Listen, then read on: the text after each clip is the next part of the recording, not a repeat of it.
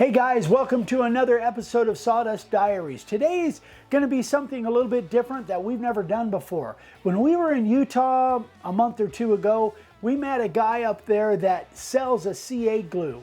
And this CA glue is different than anything I've ever seen. He uses it in the hunting and archery industry. But we wanted to see if it would work for filling gaps. But it's done completely different. This is called Mold Z, and rather than using an accelerator like you would use on the Starbond, which we love Starbond, you guys know that, but this uses a UV light to cure it. One of the things that I was really fascinated by is he said that this UV light cures it all the way through, whereas I have noticed with the Starbond stuff, going the accelerator, it kind of just cures a skin on the top. And unless you give it a bunch of time, it doesn't cure it down inside, whereas this cures it all the way down.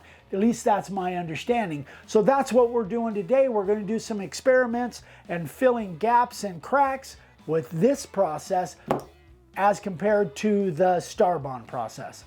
So the first experiment we're doing is basically just filling small gaps.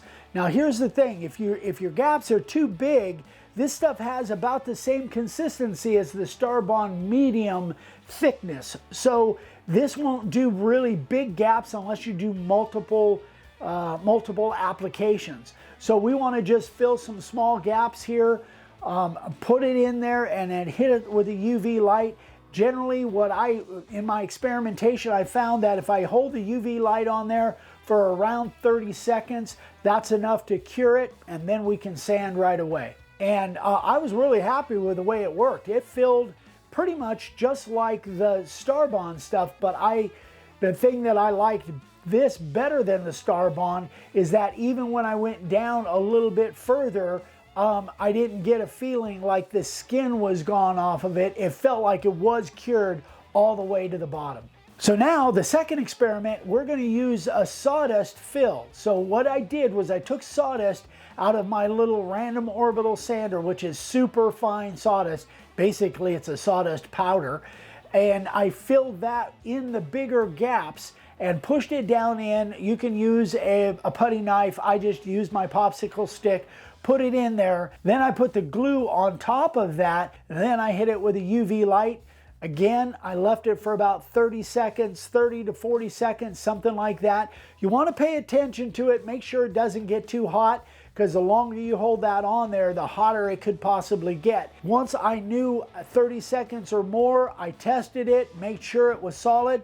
Then again, I did the same thing, sanded it off, and it was basically just like the prior experiment. It was solid as a rock. I really liked the way it worked. So now the third and last experiment. This is the one I was most excited about because I wanted to see if there was a way to do fill and actually have it colored. So what we're using here is we're using the powder that Vicky uses when she's doing resin pours. And this is called mica powder. There's a lot of different manufacturers for it. And so what we decided to do is color the sawdust first, and then we're going to fill the gap, big gaps, and then we're going to put the glue on top. Now let me tell you what didn't work.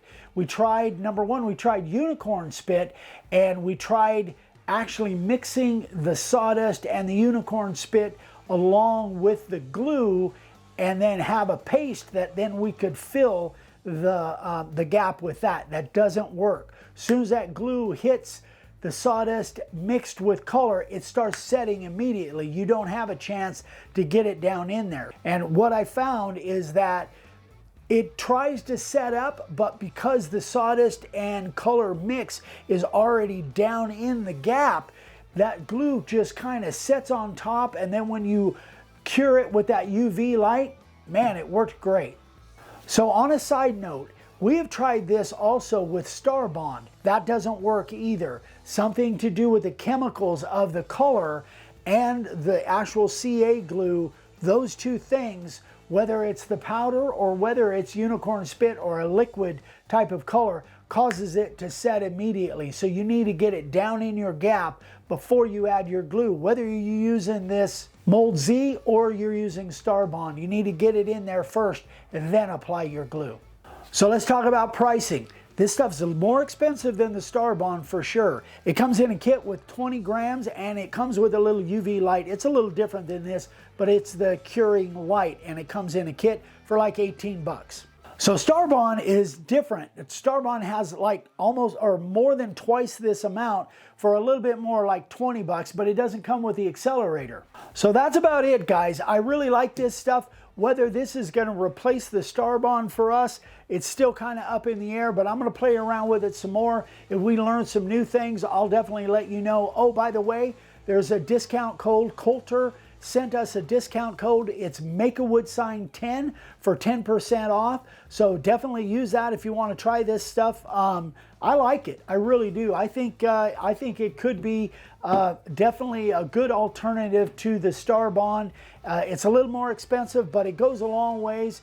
And I love the way it cures all the way through and doesn't just have that skin. I love the fact that it doesn't have near the fumes that the Starbond stuff does. So anyway, guys, there's Sawdust Diaries for today. We got more coming. We got some cool stuff coming up. So if you haven't subscribed yet, hit that subscribe button. Leave us some comments. Let us know what you think. If you've got a certain CA glue that you like and you use, let us know. We'd like to know about it. So anyway, guys, thanks for watching. We love you. We'll see you on the next one. Bye-bye.